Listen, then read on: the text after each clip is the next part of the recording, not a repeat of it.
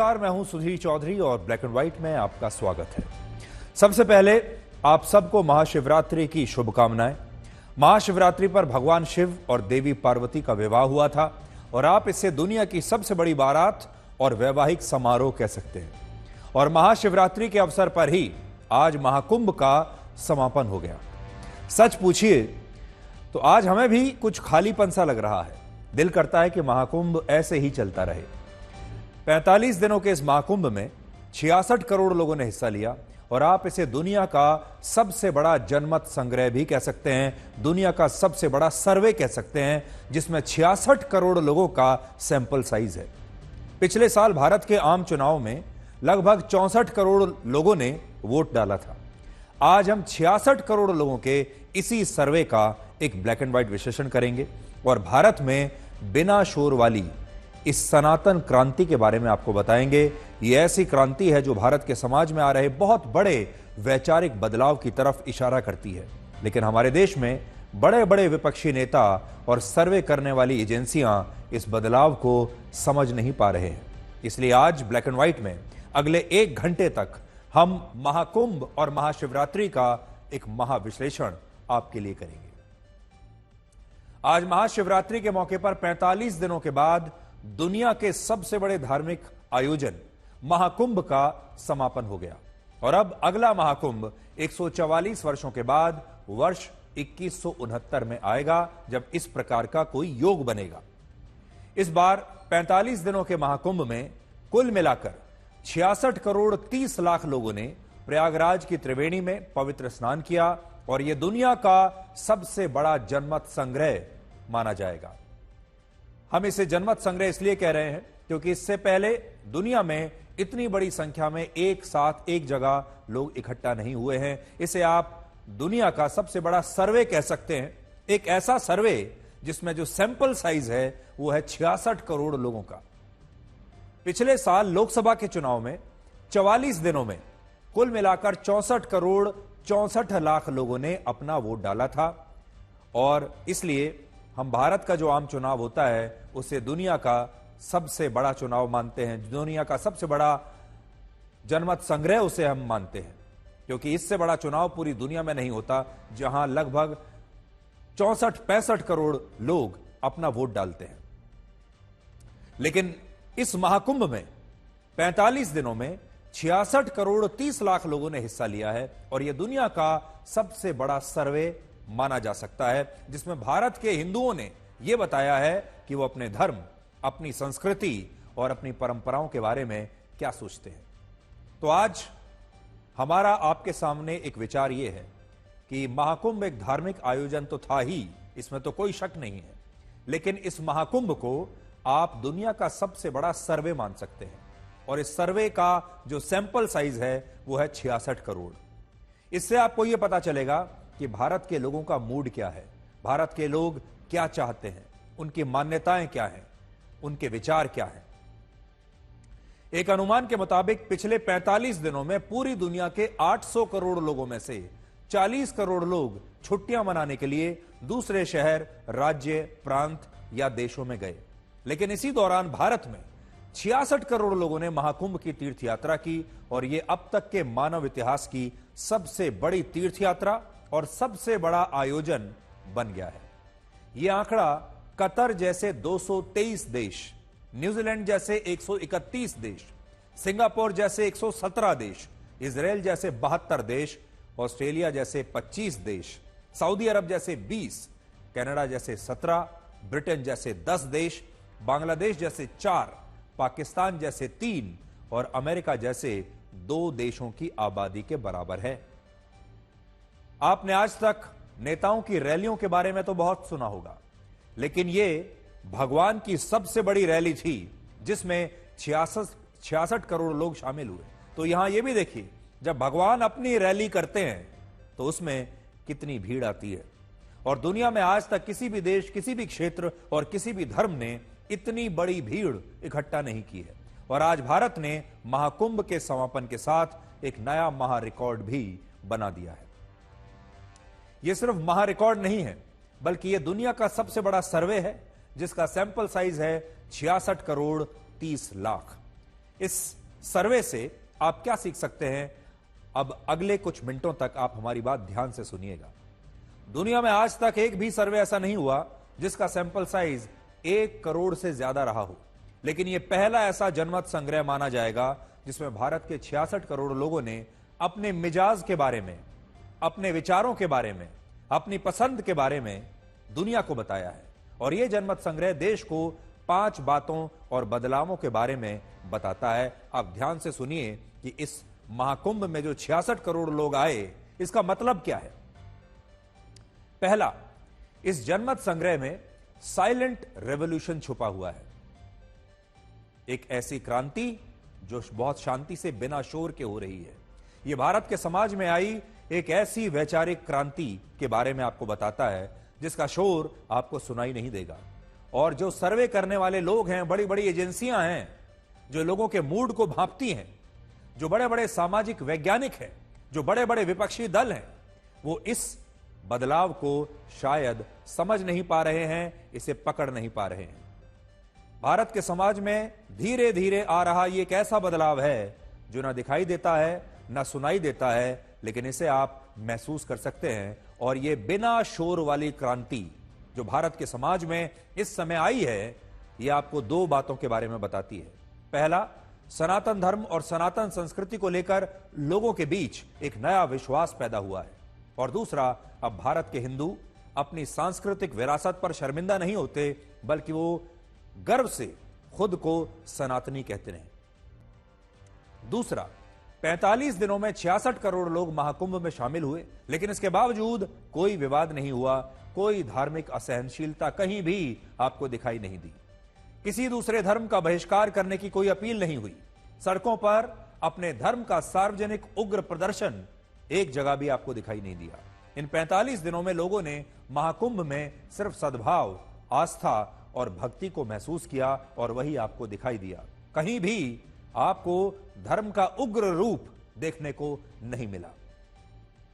तीसरा, यह भारत के गरीब और निम्न यानी लोअर मिडिल क्लास लोगों का सबसे बड़ा धार्मिक और सांस्कृतिक उत्सव था। ज्यादातर जो लोग यहां पर आए वो ऐसे लोग थे जो गरीब हैं, दूर दूर से आ रहे हैं, जिनके पास अपनी गाड़ियां नहीं हैं। ये भारत के वो लोग हैं जो आज भी बेईमानी को पाप मानते हैं, जो सोचते हैं कि पाप करेंगे तो भगवान ना सिर्फ उन्हें ऊपर से देख रहे हैं, बल्कि पाप करने की सजा भी भगवान उन्हें देंगे। ये वो लोग हैं जो सर्वे करने वाली एजेंसियों से हर बार छूट जाते हैं, ये गिनती में आते ही नहीं है। और ऐसा नहीं है कि इन लोगों के जीवन में चिंताएं नहीं है, कोई तनाव नहीं है। चिंताएं तो इन लोगों को भी हैं, लेकिन ये आज भी स्ट्रेस नाम की बीमारी से अनभिज्ञ हैं। ये स्ट्रेस की दवाइयां नहीं लेते। इनके पास खुद को तरोताजा करने के लिए वेकेशन पर जाने का विकल्प नहीं है, और ना ही ये डॉक्टरों के पास छोटी छोटी बीमारियों के लिए जाते हैं। लेकिन ये लोग अपना वोट जरूर डालते हैं। और आज हमारे देश के नेताओं को देश के इस सबसे बड़े सर्वे से सीख लेनी चाहिए और जानना चाहिए कि असली भारत क्या सोचता है और असली भारत कैसा व्यवहार करता है। ये जो लोग आपको आज दिखाई दे रहे हैं, ये ही असली भारत हैं। ये वो लोग हैं जो न जाने कितने धक्के खाते हुए, ट्रेन की भीड़ में, ट्रैफिक जैम में फंसते हुए, न जाने कितने किलोमीटर पैदल चलते हुए महाकुंभ में पहुंचे, और इनके चेहरे पर एक शिकन नहीं, एक शिकायत इन्होंने नहीं की, सिर्फ इसलिए क्योंकि आस्था में इतना दम था, भक्ति में इतना दम था, और इतनी संतुष्टि इन्हें मिली कि खुशी खुशी सब लोग वापस अपने घर गए। और इसीलिए हमने आपको कहा कि यह साइलेंट रेवोल्यूशन है, यह एक ऐसी क्रांति है जो भारत के समाज में धीरे धीरे आई है, जिसके बारे में किसी को पता ही नहीं चला। ये वो लोग हैं जो भारत की संस्कृति पर गर्व करते हैं, जो अपनी मान्यताओं पर गर्व करते हैं, जिन्हें अपनी भक्ति को छुपाने में, अब अपनी भक्ति को सबके सामने बताने में संकोच नहीं होता। चौथी बात, इस महाकुंभ ने जातियों के बंधन को तोड़कर रख दिया, और महाकुंभ में सभी जाति और वर्गों के लोगों ने एक साथ एक ही संगम में पवित्र स्नान किया। आज जातिगत जनगणना की मांग करने वाले विपक्षी नेताओं को इस पर एक जांच बैठानी चाहिए कि कैसे इस देश के दलित, ओबीसी और सवर्णों ने बिना एक दूसरे की जाति और वर्ण जाने और पूछे एक साथ संगम में एक ही घाट पर पवित्र स्नान कैसे किया। आपने देखा होगा जातियों के नाम पर ऐसा नहीं था कि अलग अलग जातियों के हिसाब से घाट बने हुए थे। पांचवी बात, इससे यह भी पता चलती है कि हमारे देश की जनता संगम में स्नान करने को अंधविश्वास और पिछड़ापन बिल्कुल नहीं मानती। हमारे देश के हिंदुओं को आज भी इस बात पर विश्वास है कि कुंभ के दौरान संगम में पवित्र स्नान करने से मोक्ष मिलता है, शांति मिलती है और पुण्य की प्राप्ति होती है। आपने देखा होगा हमारे देश में बहुत सारे लोग इसे अंधविश्वास मानते हैं, कहते हैं ये बेकार की बात है। लेकिन हमारे देश के 66 करोड़ लोगों ने कम से कम ऐसे लोगों को यह बताया है कि वो इन परंपराओं को, इन मान्यताओं को, सनातन धर्म को अंधविश्वास नहीं मानते। और आखिरी बात यह है कि लोगों का महाकुंभ से अब भी दिल भरा नहीं है। इन 45 दिनों में लोगों को महाकुंभ के साथ जीने की एक आदत सी हो गई थी। हम भी लगातार 45 दिनों से आपको हर रोज कुंभ के बारे में लगातार खबरें दे रहे थे, अपडेट दे रहे थे, और महाकुंभ लोगों की रोजमर्रा की जिंदगी का एक हिस्सा बन गया था। लेकिन अब इसके समाप्त होने के बाद कुछ खालीपन सा महसूस हो रहा है और दिल करता है कि यह महाकुंभ ऐसे ही चलता रहे। वर्ष 1961 में एक फिल्म आई थी जिसका नाम था हम दोनों, और इस फिल्म में एक गाने के बोल थे, अभी ना जाओ छोड़कर कि दिल अभी भरा नहीं। और आज ये शब्द महाकुंभ पर बिल्कुल फिट बैठते हैं। और आज जब महाकुंभ समाप्त हो गया तब अंदर से यही आवाज आ रही है कि अभी ना जाओ छोड़कर कि दिल अभी भरा नहीं। यह डिजिटल युग का पहला महाकुंभ था जब पूरी दुनिया में इंटरनेट पर महाकुंभ को सबसे ज्यादा बार सर्च किया गया। पूरी दुनिया हैरानी से इस महाकुंभ की तरफ देख रही थी। इसके अलावा अकेले इंस्टाग्राम पर 1,10,00,000 लोगों ने महाकुंभ में पवित्र स्नान करने की अपनी तस्वीरें और अपने वीडियोस पोस्ट किए, जबकि फेसबुक पर 1.5 करोड़ लोगों ने महाकुंभ में स्नान की तस्वीरें पोस्ट की। और यह महाकुंभ दुनिया में भारत की सबसे बड़ी सॉफ्ट पावर बन गया। एक सोशल मीडिया प्लेटफॉर्म पर हुए सर्वे में दुनिया के 72% लोगों ने यह बताया कि उन्हें आज भारत के महाकुंभ के बारे में अभी कोई जानकारी नहीं थी, लेकिन इस महाकुंभ को देखकर उन्हें यह पता चला कि दुनिया में सबसे बड़ा धार्मिक आयोजन असल में भारत देश में होता है। इस बार महाकुंभ को लेकर कई तरह के दुष्प्रचार भी हुए। सबसे पहले कहा गया कि महाकुंभ में व्यवस्थाएं बहुत खराब है, भीड़ को कंट्रोल नहीं किया जा रहा। और आपको याद होगा जब भगदड़ में 30 लोग मारे गए थे, उनकी जान चली गई थी, तब एक दुष्प्रचार यह भी किया गया कि असल में इस भगदड़ में 30 नहीं बल्कि हजारों लोग मारे गए हैं और सरकार आंकड़ों को छुपा रही है। संगम के पानी को दूषित और गंदा बताया गया, महाकुंभ को फालतू कहा गया और इसे एक नेता ने मृत्यु कुंभ भी बताया। और यह दुष्प्रचार किसी और देश के लोगों ने नहीं किया, किसी और धर्म के लोगों ने नहीं किया, बल्कि यह दुष्प्रचार इसी देश के लोगों ने, नेताओं ने और सनातन धर्म और हिंदू धर्म को मानने वाले लोगों ने ही यह दुष्प्रचार किया है। इसलिए आज आप यह शिकायत नहीं कर सकते कि दूसरे धर्म के लोग सनातन धर्म को लेकर दुष्प्रचार कर रहे हैं, बिल्कुल नहीं। इसी धर्म के लोग इसे फालतू की चीज बता रहे हैं, अंधविश्वास बता रहे हैं, गंगा जल प्रदूषित है यह कह रहे हैं। और ये नेता बीजेपी का विरोध करते करते, योगी और मोदी का विरोध करते करते महाकुंभ और सनातन धर्म का ही विरोध करने लगे। सबसे बड़ी बात यह है कि जिस महाकुंभ में देश की लगभग आधी आबादी शामिल हुई, उस महाकुंभ को विपक्षी दलों ने बीजेपी का आयोजन बता दिया और वही गलती की जो विपक्षी दलों ने राम मंदिर के साथ की थी। कांग्रेस पार्टी से गांधी परिवार का कोई भी सदस्य महाकुंभ में शामिल नहीं हुआ। राहुल गांधी महाकुंभ में पवित्र स्नान करने के लिए नहीं आए। गांधी परिवार से सोनिया गांधी भी नहीं आई और कांग्रेस पार्टी का कोई भी वरिष्ठ नेता नहीं आया। देश भर में 25 प्रमुख विपक्षी पार्टियां हैं, लेकिन इनके शीर्ष नेता, सांसद और विधायक भी ज्यादातर इस महाकुंभ में शामिल नहीं हुए। कुछ तो हुए लेकिन ज्यादातर शामिल नहीं हुए। हिमाचल प्रदेश के मुख्यमंत्री सुखविंदर सिंह सुक्खू और समाजवादी पार्टी के अध्यक्ष अखिलेश यादव को छोड़कर कोई बड़ा विपक्षी नेता महाकुंभ में नहीं आया, जबकि बीजेपी की तरफ से प्रधानमंत्री मोदी, मुख्यमंत्री योगी आदित्यनाथ और प्रधानमंत्री योगी की कैबिनेट के ज्यादातर मंत्री, प्रधानमंत्री मोदी की कैबिनेट के ज्यादातर मंत्री, योगी की कैबिनेट के ज्यादातर मंत्री बीजेपी शासित राज्यों के मुख्यमंत्री, मंत्री, विधायक और सांसद इसमें शामिल हुए। बड़ी बात यह है कि राहुल गांधी भारत के विपक्ष के नेता तो हैं और वो 21 तारीख को अपने संसदीय क्षेत्र रायबरेली भी गए थे, जहां से प्रयागराज सिर्फ 100 किलोमीटर दूर था।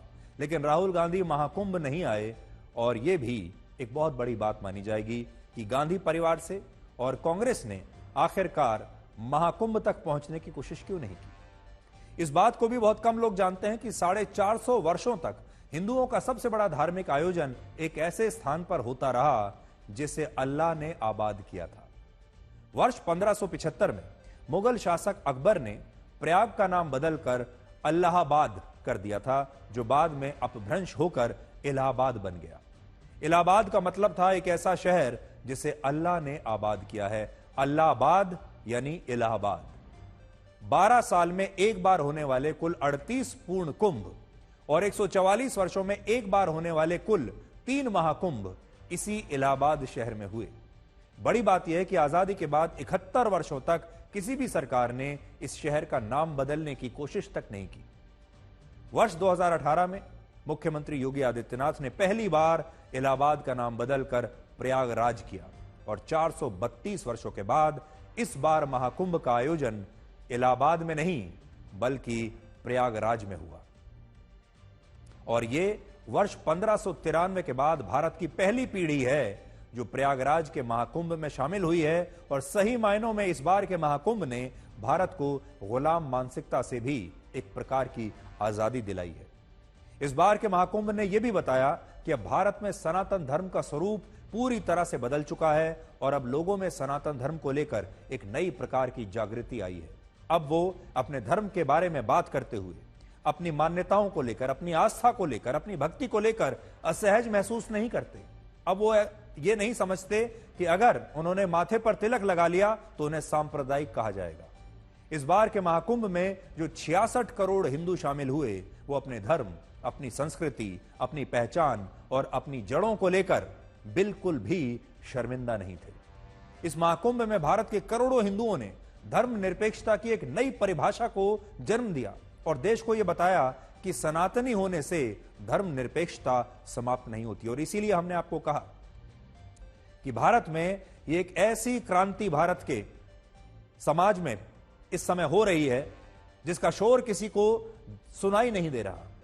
जब भारत में मुस्लिम आक्रमणकारियों और अंग्रेजों का शासन था, उस दौर में भारत के लोगों की यह धारणा बना दी गई कि सनातन धर्म अंधविश्वास और पिछड़ेपन का सूचक है। भारत को सपेरों का देश कहा गया और हमारी संस्कृति और परंपराओं का सैकड़ों वर्षों तक मजाक उड़ाया गया, यह कहकर कि यह तो अंधविश्वास है। इस देश के हिंदुओं ने यह भी सुना कि पत्थर में भगवान कैसे हो सकते हैं। यह भी सुना कि किसी नदी में स्नान करने से पाप कैसे धुल सकते हैं। भारत के लोग ये ताने और ये मजाक सैकड़ों वर्षों से सहते चले आ रहे हैं। एक के बाद एक कितनी पीढ़ियां निकल गई जो यही सुनते सुनते चली गई।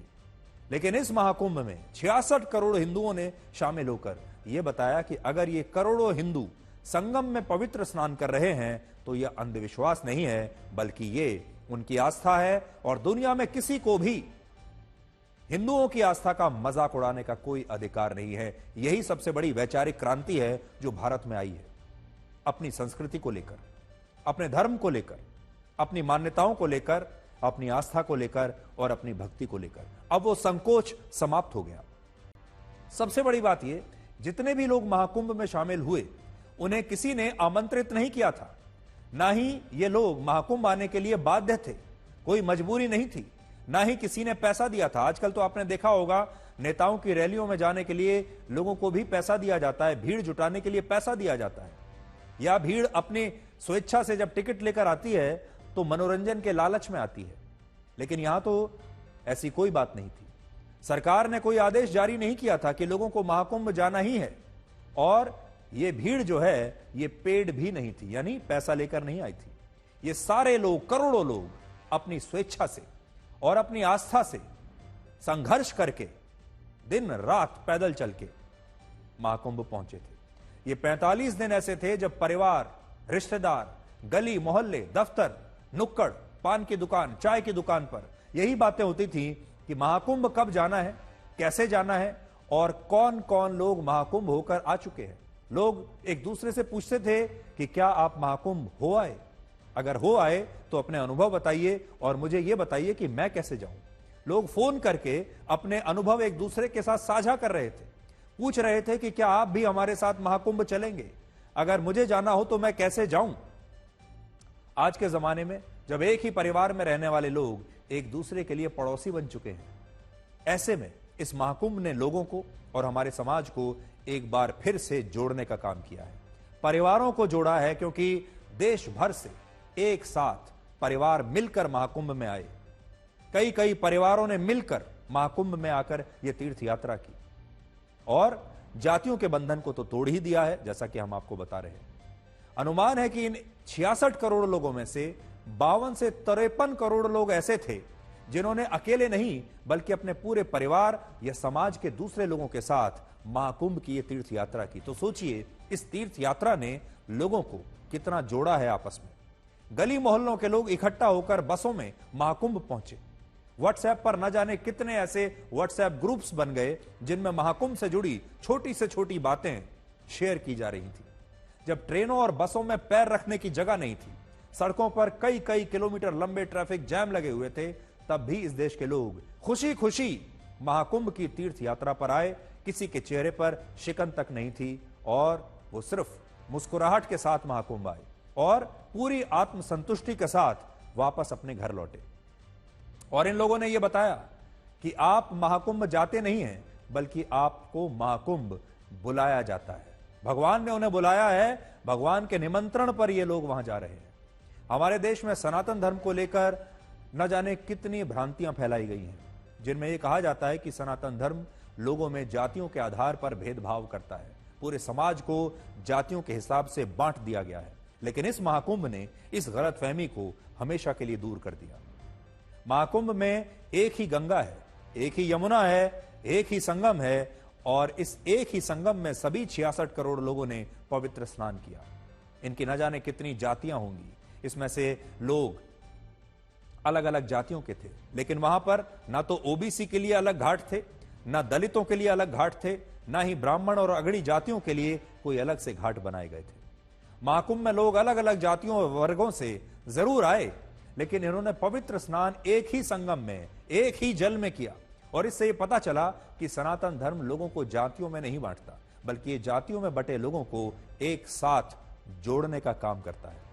सनातन धर्म के लिए अमीर गरीब, पिछड़े अगड़े सब बराबर है और महाकुंभ में पवित्र स्नान करने से सबको बराबर पुण्य की प्राप्ति होती है। तो वो तमाम विपक्षी नेता जो हमारे देश में जाति के आधार पर जनगणना करवाना चाहते हैं, उनके लिए इस महाकुंभ में एक बहुत बड़ी सीख छुपी हुई है। और हमें लगता है कि इस बार के महाकुंभ ने सनातन धर्म के खिलाफ बनी इस धारणा को तोड़ने का काम किया है और इससे उन तमाम नेताओं को यह संदेश चला गया होगा जो जातिगत राजनीति के लिए जातिगत जनगणना कराने की मांग अक्सर करते रहते हैं। हमारे देश में सनातन धर्म को लेकर बहुत सारी भ्रांतियां फैलाई गई, जिनमें कहा गया कि जैसा भी हमने आपको बताया कि सनातन धर्म तो सिर्फ जातियों के बारे में है। महाकुंभ में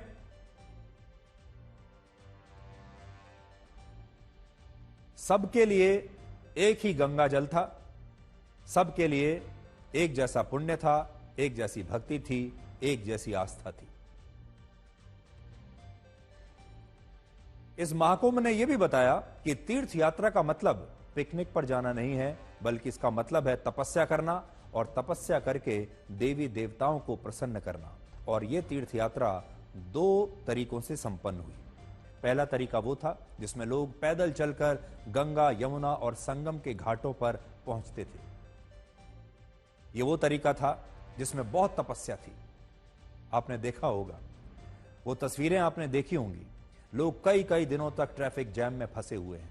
ट्रेन इतनी खचाखच भर कर चल रही हैं, पैर रखने की जगह नहीं है। और वहां से भी न जाने कितने किलोमीटर की पैदल यात्रा करके लोग महाकुंभ पहुंच रहे थे, लेकिन तब भी खुश थे।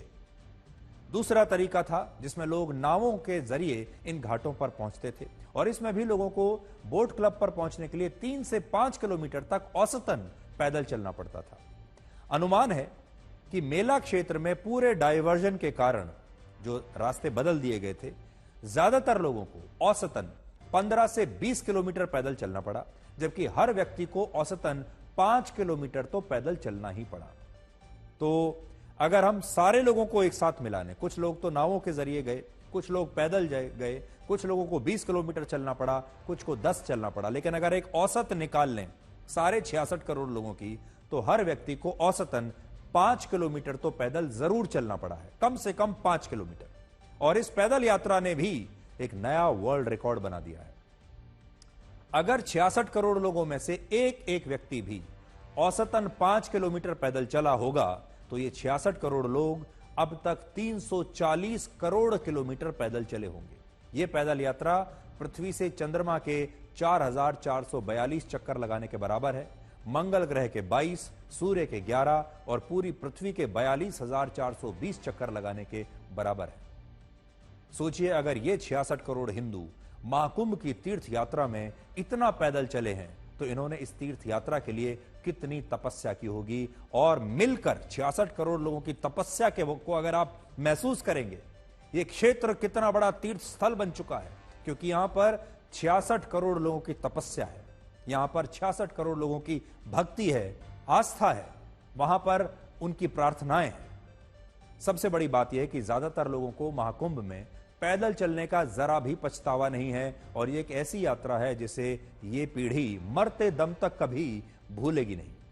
और आज आप इस तस्वीर को भी याद कीजिए, जब एक महिला अपनी सास को अपनी पीठ पर बैठाकर महाकुंभ में लेकर आई थी, और इस महिला के चेहरे पर कोई दुख और तकलीफ नहीं, बल्कि महाकुंभ में पहुंचने की उत्सुकता और स्नान में शामिल होने का आनंद था।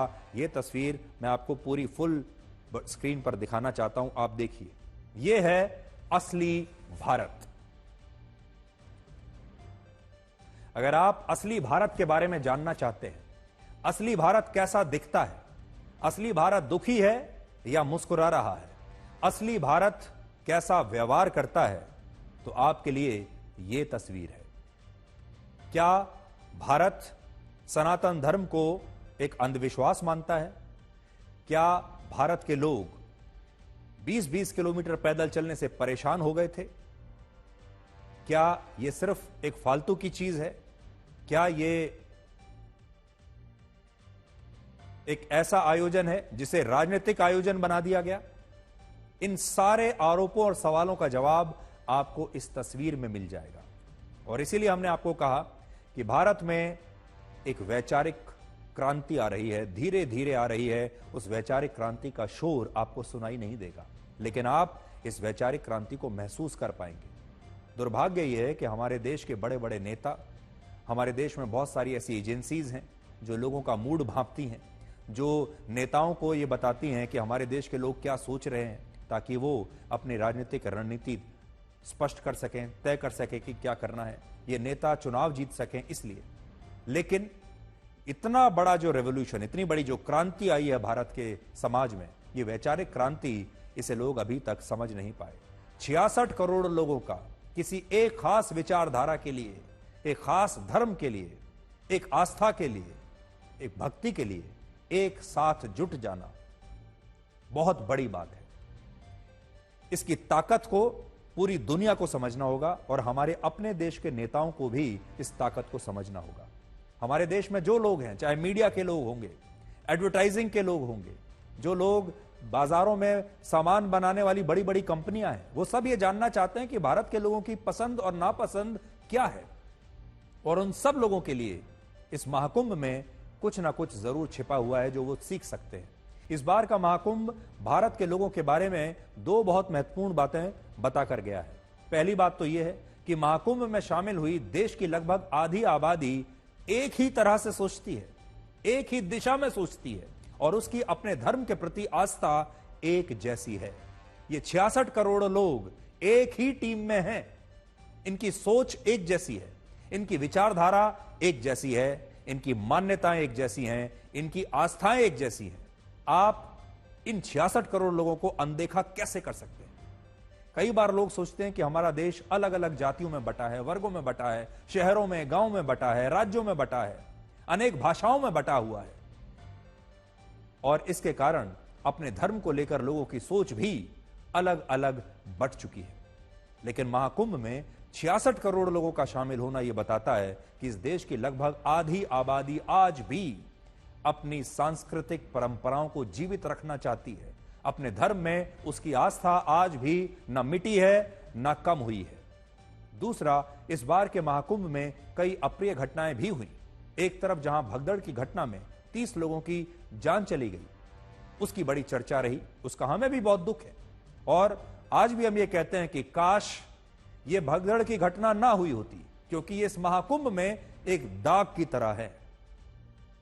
पूरा महाकुंभ बिल्कुल ठीक ठाक अच्छी तरह से निकल गया, लेकिन उसमें एक दाग लग गया और वो दाग यही था, 30 लोगों की जान चली गई, 30 भक्तों की जान चली गई भगदड़ की वजह से, और ये जो दाग है ये कभी भी मिटेगा नहीं।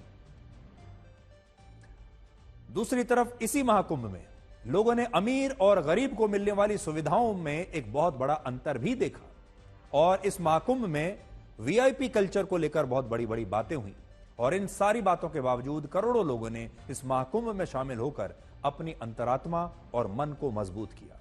तो अगर आप हमसे पूछें, इस महाकुंभ को याद तो इसलिए भी किया जाएगा क्योंकि इसमें 30 भक्तों की जान चली गई और काश वो घटना ना घटी होती। लेकिन इस महाकुंभ ने सारी जातियों को तोड़ दिया।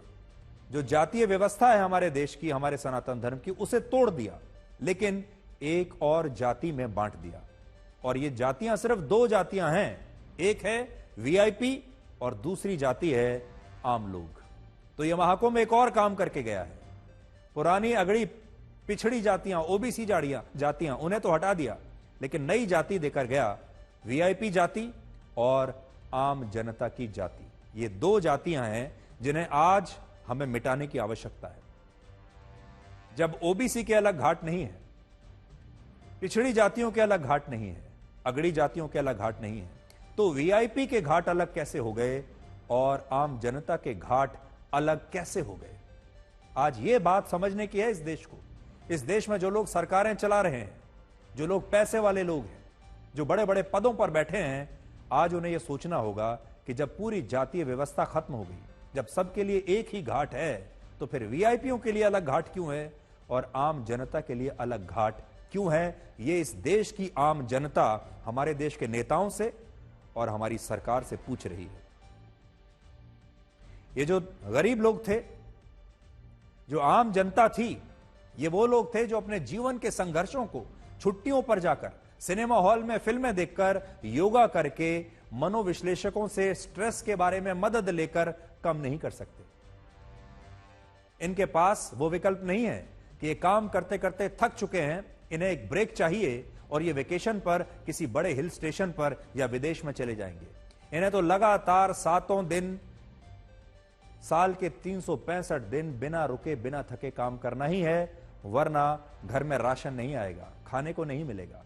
ये वो लोग हैं जो सुख सुविधाओं के बिना भी संघर्षों के साथ खुश होकर जीवन जीना जानते हैं और जो अपने जीवन को लेकर ईमानदार हैं, जो आज भी बेईमानी को पाप मानते हैं। सबसे बड़ी बात मैं आपको आज जो बताना चाहता हूं, यह अकेला देश होगा जिसमें आज भी करोड़ों लोग ऐसे हैं जो बेईमानी को पाप समझते हैं, जो अपने जीवन को पाप रहित जीना चाहते हैं, जो ये मानते हैं कि पाप अगर किया तो ऊपर से भगवान देख रहा है और पाप करने की सजा मिलेगी। ऐसे तमाम गरीब और मध्यम और निम्न मध्यम वर्ग के लोग इस महाकुंभ में आए और इस महाकुंभ में आकर अपनी आस्था से उन्होंने अपने दुखों को हल्का करने का काम किया। और आज जो लोग गांव में रहते हैं, जो गरीब हैं, जो मध्यम वर्ग से हैं, वो तमाम लोग हमारी इस बात को बहुत अच्छे से समझ पा रहे होंगे। इस बार का महाकुंभ टेक्नोलॉजी के उस दौर में हुआ जब आर्टिफिशियल इंटेलिजेंस का इस्तेमाल पूरी दुनिया में बढ़ रहा है। ये एआई का जमाना है। हमारे देश में 100 करोड़ लोगों के पास स्मार्टफोन्स हैं, इंटरनेट है, सोशल मीडिया है। समाज आधुनिकवाद के दौर से गुजर रहा है। शहरों में युवाओं का लिव इन रिलेशनशिप्स में रहना और इंटरकास्ट मैरिज करना आम बात हो गई है। लेकिन इस टेक्नोलॉजी के दौर में, इस इंटरकास्ट मैरिज के दौर में, इस लिव इन रिलेशनशिप के दौर में, इस सोशल मीडिया के दौर में, तब भी भारत की हजारों वर्ष पुरानी संस्कृति और परंपराएं आज भी जिंदा हैं, बरकरार हैं, जो आपको यह बताती हैं कि सनातन धर्म को मानने वाले लोग आधुनिक होने से डरते नहीं हैं, नए नए विचारों को, पद्धतियों को अपनाने से डरते नहीं हैं। यह अकेला ऐसा समाज है जो ओपन है, जो खुला हुआ है, नए बदलावों को स्वीकार कर रहा है, दूसरी जातियों को स्वीकार कर रहा है, दूसरे धर्मों को स्वीकार कर रहा है, टेक्नोलॉजी के जरिए जो हमारे समाज में बदलाव आ रहे हैं उसे स्वीकार कर रहा है, लेकिन उस सब के बावजूद अपनी पुरानी परंपराओं पर भी अड़िग है, अपनी संस्कृति और धर्म पर भी अड़िग है। और इस डिजिटल युग में भी लोगों ने संगम में डुबकी लगाने की हजारों वर्ष पुरानी परंपरा को न सिर्फ जीवित रखा, बल्कि बताया कि भारत टेक्नोलॉजी के इस आधुनिक युग में अपनी धार्मिक जड़ों को भूला नहीं है। तो जो लोग बार बार बाजार में जाकर सर्वे करते हैं कि भारत के लोग क्या चाहते हैं, क्या देखते हैं, उनके मन में क्या है, उन्हें आज ये बात नोट करनी चाहिए। इस महाकुंभ ने यह भी बताया कि जितनी सहनशीलता भारत के हिंदुओं में है, उतनी सहनशीलता किसी और धर्म के लोगों में नहीं है। 45 दिनों में भारत के 66 करोड़ हिंदू उस प्रयागराज में आए जहां 22% मुस्लिम आबादी रहती है और जहां 250 से ज्यादा छोटी बड़ी मस्जिदें हैं। एक भी दिन ऐसा नहीं हुआ जब महाकुंभ में हिंदू श्रद्धालुओं की भीड़ के कारण इन मस्जिदों में जुम्मे की नमाज ना पढ़ी गई हो और इस दौरान मस्जिदों से अजान ना हुई हो, या मस्जिदों में जो मुस्लिम समाज के लोग हैं उन्हें किसी भी प्रकार की कोई समस्या हुई हो। करोड़ों हिंदू श्रद्धालु प्रयागराज आए, लेकिन उन्होंने किसी दूसरे धर्म को कभी एक बार भी कोई चुनौती नहीं दी, किसी भी दूसरे धर्म के बहिष्कार करने की अपील नहीं की, और ना ही अपने धर्म को लेकर कहीं भी सड़क पर कोई उग्रता दिखाई, ना कोई उत्पात हुआ, ना सड़कों पर खड़े होकर उन्होंने अपने धर्म का प्रदर्शन किया। जो हिंदू मुस्लिम इलाकों से पैदल यात्रा करके महाकुंभ आए, उन्होंने भी मुस्लिम समुदाय के लोगों की धार्मिक भावनाओं का पूरा सम्मान किया। और यही है सनातन धर्म की असली खूबसूरती, जो लोगों को धार्मिक होते हुए भी कट्टर नहीं बनाता। असल में अगर आप देखेंगे तो प्रयागराज में इस बार दुनिया ने 2 संगम देखे। इनमें एक संगम गंगा, यमुना और सरस्वती नदी का है, और दूसरा संगम हिंदू और मुसलमानों की गंगा जमुनी तहजीब का भी है। और आज हम प्रयागराज के मुसलमानों की भी खुलकर तारीफ करना चाहते हैं, जिन्होंने महाकुंभ आने वाले हिंदू श्रद्धालुओं के लिए अपने घरों के दरवाजे 45 दिनों तक खोलकर रखे, और घरों के ही नहीं, अपने दिल के दरवाजे भी खोल दिए। आज हम पूरे प्रयागराज के लोगों को धन्यवाद देना चाहते हैं, पूरे देश के लोगों को प्रयागराज का धन्यवाद देना चाहिए, यहां के लोगों का धन्यवाद देना चाहिए, जिन्होंने दुनिया के सबसे बड़े धार्मिक आयोजन को सफल बनाने में इतनी महत्वपूर्ण भूमिका निभाई। उन्हें परेशानी तो जरूर हुई 45 दिनों तक। जिस प्रयागराज में सिर्फ 17 लाख लोग रहते हैं, उस प्रयागराज ने भारत के 66 करोड़ लोगों का महाकुंभ में स्वागत किया। सोचिए, एक ऐसा शहर जहां की आबादी सिर्फ 17 लाख है, वहां पर अगर 66 करोड़ लोग आ जाएं 45 दिनों के अंदर, तो शहर की हालत सोचिए, शहर के लोगों की हालत सोचिए। और इस भीड़ के कारण प्रयागराज के लोगों को न जाने कितनी असुविधाएं और परेशानियां भी हुई। प्रयागराज के लोगों का अपने घरों से बाहर निकलना मुश्किल हो गया। कई बार ट्रैफिक जैम के कारण रोजमर्रा का जरूरी सामान और जरूरी काम नहीं हो पाया। प्रयागराज में हर दिन सड़कों पर गाड़ियां फंसी रहीं। स्थिति ऐसी हो गई कि लोग प्रयागराज में ही अपने रिश्तेदारों के घर नहीं जा पा रहे, अपने काम पर नहीं जा पा रहे, काम से अपने घर वापस लौट नहीं पा रहे। लेकिन इसके बावजूद प्रयागराज के 17 लाख लोगों ने शिकायत नहीं की, और वो 45 दिनों तक लगातार इस आयोजन को सफल बनाने में जुटे रहे। ये सुनिश्चित करते रहे कि देश भर से जो करोड़ों लोग आ रहे हैं, वो मोक्ष प्राप्ति के लिए आ रहे हैं, भक्ति के लिए आ रहे हैं, आस्था के लिए आ रहे हैं, और उन्हें इन सब की प्राप्ति होनी चाहिए। सोचिए, आज जब किसी के घर में बिन बुलाए एक भी रिश्तेदार अगर आ जाए या कोई बाहरी व्यक्ति आ जाए, तो लोग परेशान होने लगते हैं। लेकिन जो प्रयागराज 17 लाख लोगों का घर है, उन लोगों ने अपने घर में 66 करोड़ लोगों के आने पर कोई शिकायत तक नहीं की। दूसरी तरफ जो लोग महाकुंभ में आए, वो यहां से भूखे वापस नहीं लौटे। अगर उन्हें सोने के लिए जगह नहीं मिली, तो स्थानीय लोगों के अपने घरों के दरवाजे उनके लिए खोल दिए। खाने के लिए खाना नहीं मिला, तो प्रयागराज के लोगों ने भंडारों का आयोजन कर लिया। इसी तरह एक दूसरे के सहयोग से यह महाकुंभ पूर्ण हुआ है, जिससे आपको यह समझ में आएगा कि हमारे देश का जो समाज है आज भी, वो कितना मददगार है एक दूसरे के लिए। कितना जुड़ाव है एक दूसरे से। आज हम मुख्यमंत्री योगी आदित्यनाथ की भी बात जरूर करना चाहेंगे, जिनके नेतृत्व में इस महाकुंभ का आयोजन हुआ और संचालन हुआ। अब तक मुख्यमंत्री योगी आदित्यनाथ की छवि एक सख्त प्रशासक की थी, लेकिन इस आयोजन के बाद अब उनकी छवि एक कुशल प्रशासक की भी बन गई है।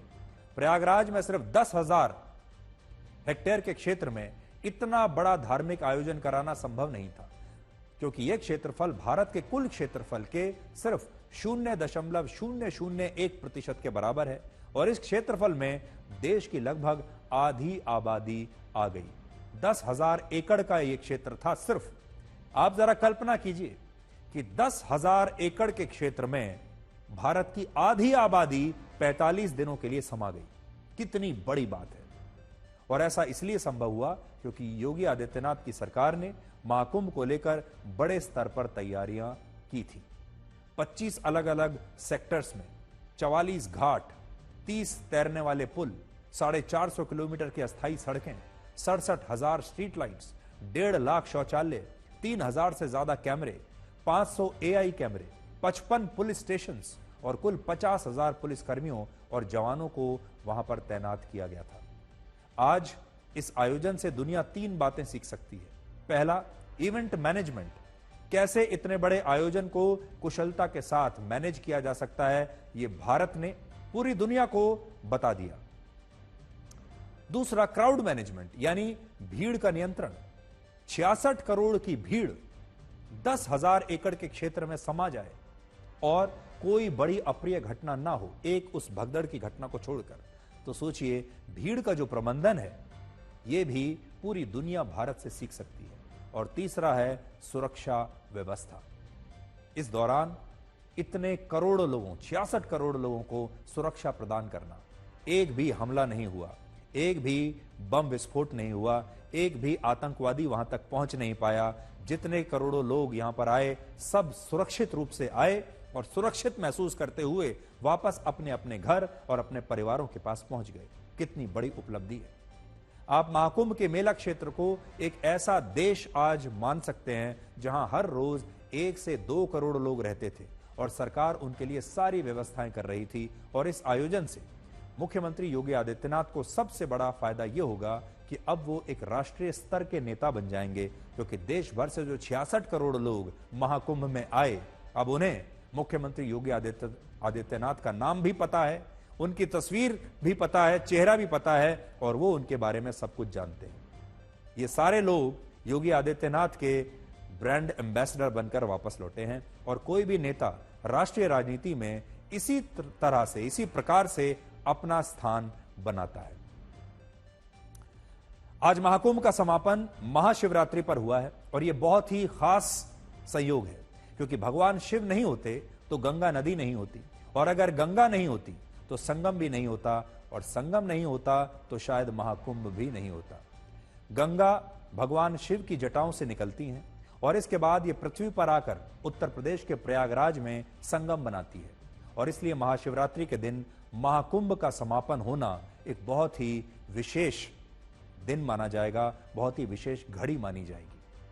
शिव पुराण में बताया गया है कि महाशिवरात्रि के दिन भगवान शिव और देवी पार्वती का विवाह हुआ था, और इसीलिए महाशिवरात्रि को आप दुनिया की सबसे बड़ी शादी की वर्षगांठ भी कह सकते हैं, दुनिया की सबसे बड़ी बारात कह सकते हैं। इसी वर्षगांठ की खुशी में पूरे देश में शिव बारात निकाली जाती है और हर उम्र और वर्ग के लोग भगवान शिव के बाराती की तरह इसमें शामिल होते हैं। तो आप ये कह सकते हैं कि महाशिवरात्रि के दिन भगवान शिव और देवी पार्वती का जो विवाह हुआ था वो दुनिया का सबसे बड़ा विवाह था और वो दुनिया की सबसे बड़ी बारात थी, और आज हम आपको उसी विवाह समारोह में ले जाने की कोशिश कर रहे हैं। भगवान शिव को देवों का देव महादेव कहा जाता है, और ऐसा माना जाता है कि देवता ही नहीं बल्कि असुर भी महादेव के भक्त हैं, उनके प्रिय हैं, और यही भगवान शिव की सबसे बड़ी ताकत है। देवता तो उनके भक्त हैं ही, राक्षस भी उनके ही भक्त हैं। भगवान शिव रुद्र भी हैं, यानी वो विनाशक भी हैं, और वो भोलेनाथ भी हैं, यानी वो बहुत ही भोले, दयालु और उदार भी हैं। और कहते हैं कि भगवान शिव अगर क्रोधित हो जाएं तो वो अपने तीसरे नेत्र से सृष्टि को नष्ट भी कर सकते हैं, और वो इतने भोले भाले भी हैं कि सिर्फ एक लोटे एक लोटे जल से उन्हें प्रसन्न भी किया जा सकता है। सबसे बड़ी बात यह है कि भगवान शिव सभी तरह के गुटों से मुक्त है और देवता भी उनकी आराधना करते हैं और राक्षस भी उनकी आराधना करते हैं। भगवान श्री राम भी उनके उपासक हैं और रावण भी उनका उपासक था। भगवान शिव की यही शक्ति दुनिया को बहुत कुछ सिखाती है। कहते हैं कि जो होकर भी ना हो, जो शून्य भी हो और शून्य से निकली सृष्टि भी हो, जो कण कण में व्याप्त हो, जो सत्य भी हो और सुंदर भी हो और जिनमें सृष्टि भी विलीन रहे, वो भगवान शिव है। और आज आप चाहें तो भगवान शिव से कई बातें सीख सकते हैं। पहली बात जो आप सीख सकते हैं, भगवान शिव के गले में लिपटी सर्प माला यह बताती है कि अहंकार को हमेशा नियंत्रण में रखना चाहिए। दूसरा, भगवान शिव से आप मैनेजमेंट का लाइफ लेसन सीख सकते हैं और वो ये है कि आपको अच्छे में हमेशा पीछे और बुरे में हमेशा आगे रहना चाहिए। समुद्र मंथन के दौरान जब विष निकला था तब कोई भी उस विष को पीना नहीं चाहता था और इसके बाद भगवान शिव ने ही आगे आकर उस विष को पिया था। लेकिन जब समुद्र मंथन से अमृत निकला तो उन्होंने इस अमृत को देवों को पीने के लिए दे दिया, देवों में बांट दिया। यानी जब विष पीने की बारी आई तो वो खुद सामने आए और उन्होंने विष पिया, और जब अमृत पीने की बारी आई तो उन्होंने दूसरों को दे दिया। तीसरी बात जो आप सीख सकते हैं, भगवान शिव की तीसरी आंख यह सिखाती है कि जीवन में भी त्रिनेत्र का होना बहुत आवश्यक है और यह त्रिनेत्र आपके विवेक का त्रिनेत्र होना चाहिए, जिसमें आप अपने विवेक से फैसले लेकर अपने जीवन को स्थिर और सही दिशा दे सकें। इसलिए भगवान ने आपको दो आंखें तो दी हैं, लेकिन एक तीसरी भी आंख है आपके पास, शायद जिसका प्रयोग आप करते नहीं हैं, और वो जो तीसरी आंख है वो है आपके विवेक की आंख। आप उस विवेक का प्रयोग कीजिए और विवेक का ये जो त्रिनेत्र है इसे समझिए और इसे पहचानिए, इसकी ताकत को पहचानिए। और चौथा, भगवान शिव रुद्र भी हैं यानी विनाशक भी हैं, और वो भोलेनाथ भी हैं यानी दयालु और उदार भी हैं, और आपको भी जीवन में बिल्कुल ऐसा ही होना चाहिए।